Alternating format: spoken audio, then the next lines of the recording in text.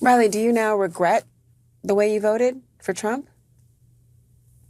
I do feel regret, and I've had a lot of tumultuous thoughts about that day in the election booth. Hey everyone, Rich coming to you here at leavingmaga.org for the MeidasTouch Network. You have no doubt been watching faithfully Midas Mighty, all of the videos that have been coming out about those with some regret about supporting the president. Did you guys see this story about Riley Cooper? She was a U.S. Forest Service worker.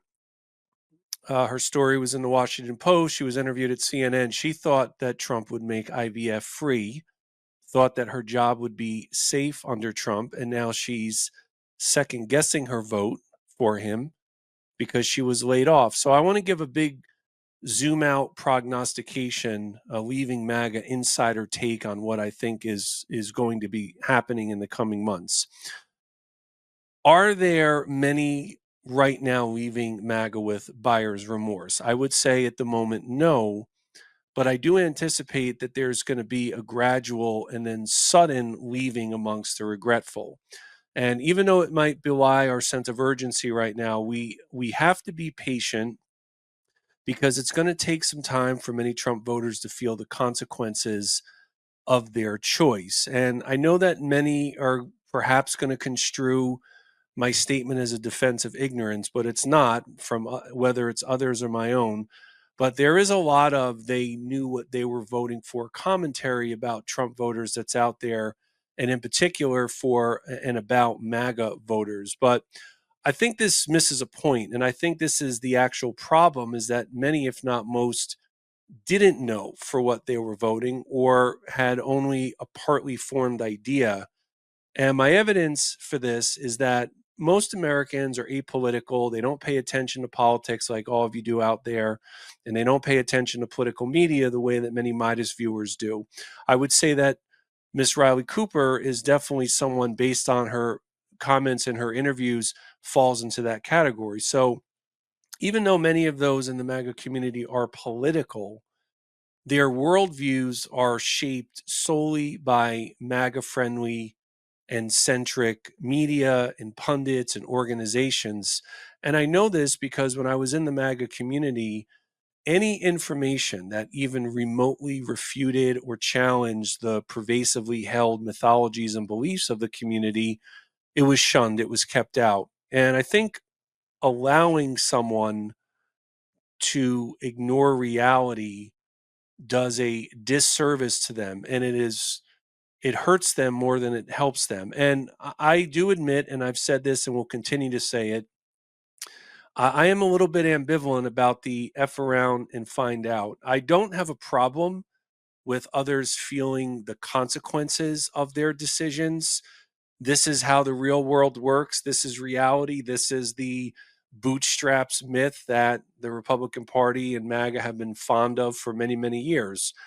But I would ask all of you out there, and I know that this is a big ask, rather than mock those who endure these repercussions of their vote, let's use the opportunity to show them a way out of MAGA, that it's okay to acknowledge that we were lied to and that we made mistakes. There is definitely a societal stigma about changing one's mind and admitting the errors of our ways, especially publicly. And I think people having doubts in MAGA will want to see the rest of us welcoming them without shame, without judgment, without ostracization. And those who leave MAGA must take accountability for any actions and rhetoric that may have hurt others. And as you can see in the case of Ms. Cooper, in her case, it was an action that harmed she and her own family. And it really comes down to a lot of these voters not knowing accurate information and facts and unintentionally consuming myriad lies and or thinking that Trump is not as bad as his opponents make him out to be. Again, this is what Ms. Cooper's belief was.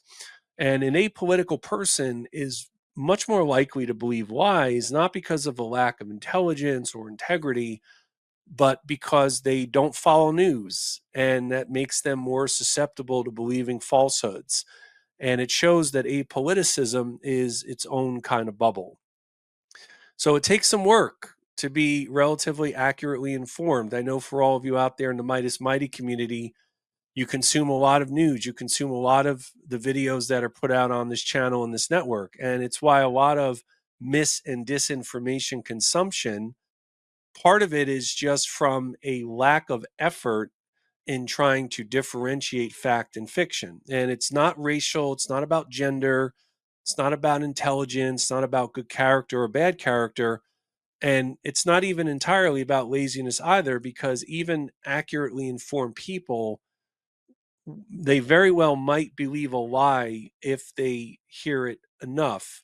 And I think the election results showed that as much as any reason, and perhaps it was the primary reason, the reason we lost in November was because of mis and disinformation. I think there are some other reasons that are important as well, but when it comes to the consumption of media, I think mis and disinformation played as much of a role as any.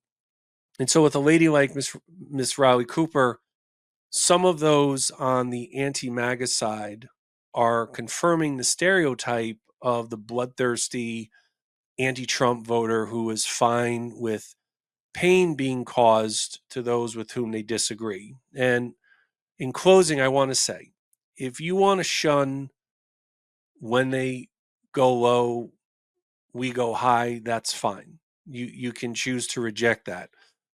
But we can be better than this. I know that all of us are capable of being better. I know that all of us are capable of some forgiveness to the truly remorseful, to those who do take accountability for their time in MAGA. So let's be more welcoming to those who leave MAGA, because I know that we are capable of a better politics. Riley, do you now regret the way you voted for Trump?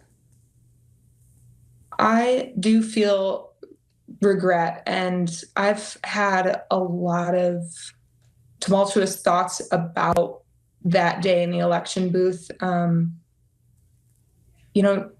When you're voting on something that affects you so personally, it's really easy to get tunnel vision, especially in a voting booth when you're staring at, you have two options, right? I mean, it's not like you're given an endless amount of options to achieve your goals.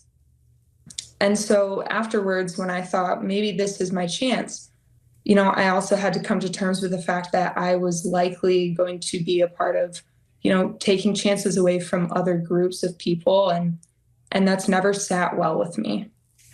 I understand, sadly, you have been getting a lot of hate mail, a lot of negative reaction for even speaking your mind about how you feel since being fired. Can you describe some of that?